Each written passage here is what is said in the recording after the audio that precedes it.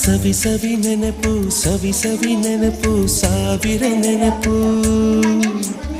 ಎದೆಯಾಳದಲ್ಲಿ ಬಚ್ಚಿಕೊಂಡಿರುವ ಅಚ್ಚಳಿಯದ ನೂರೊಂದು ನೆನಪು ಏನೋ ಒಂದು ತೊರೆದ ಹಾಗೆ ಯಾವುದೋ ಒಂದು ಪಡೆದ ಹಾಗೆ ಅಮ್ಮನ ಮಡಿಲ ಅಪ್ಪಿದ ಹಾಗೆ ಕಣ್ಣಂಚಲ್ಲಿ ಕಣ್ಣೀರ ನೆನಪು